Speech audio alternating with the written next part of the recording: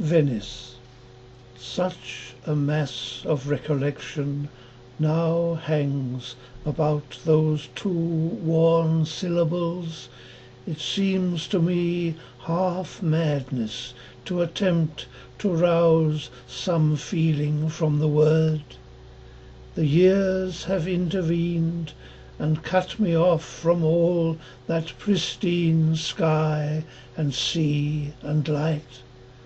That word must be used as an incantation to summon up once more those shadowed walls, to summon up once more that sun-baked brick, to summon up that fantastic brazen sea.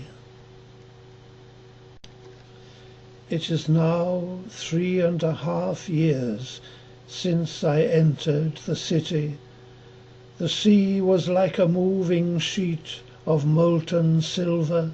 The boat was like an iron ladle suspended from the muted dome of the leaden sky into a crucible of shimmered heat, wherein we must bake and burn and slowly wither at the hands of fire and water and air. And the city, when it appeared, was like a sunken mass of glowing coals. It is a phoenix nest in which the fine or finest minds of Europe have been burnt by the white-hot mystery of art that tears a man limb from limb and smelts his brain, or willing or unwilling, in its blast. Here Tristan and Isolde, in love's death, sang out in Wagner's masterful mind the beginning of a regenerative art. Here the ashen mark of Thomas Mann died of the city's waters, beauty, air. Those minds have stamped the city with a song that sings from pillared dome and frescoed wall of man's division from the air.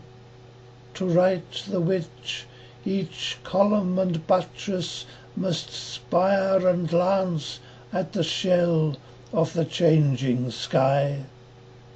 Tintoretto in the assembly hall has placed his fervid paradise on earth, and men are drawn from far and wide to gaze upon that scene where man and God unite in reaching for the perfect rounded sphere.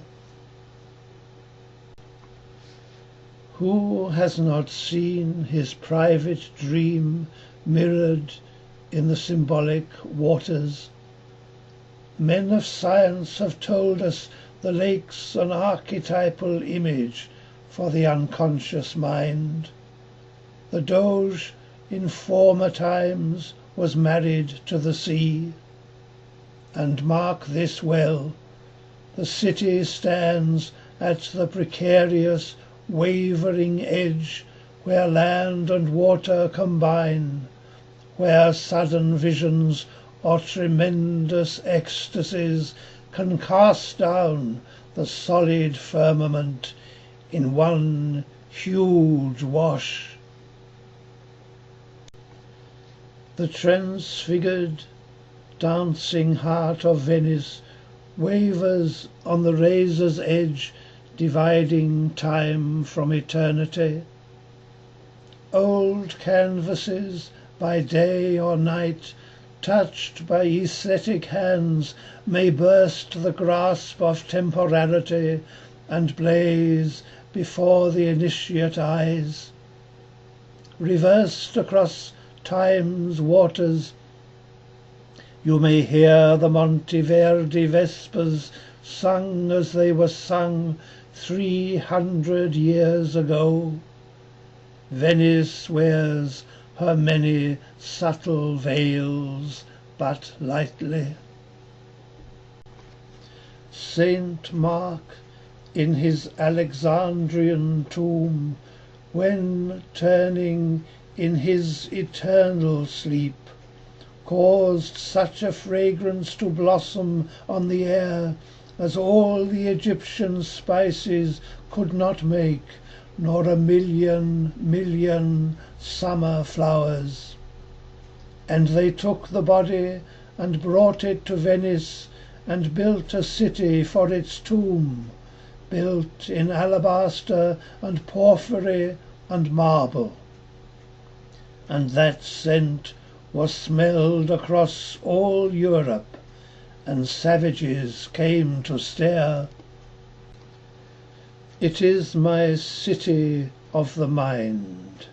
It lies beyond the Adriatic Sea, within a closed and rounded sphere inviolable, which sphere one hint of chaos will dissolve and burst the concrete bubble. Legal heir I am to all its metaphysical palaces, doge to all its transcendent attributes, which birthright, if abused, will make of me a coffered, moneyed miser, or a lordly title devoid of land. She will be treated with respect. No hands divorced from piety may approach her firm yet fragile sensuality.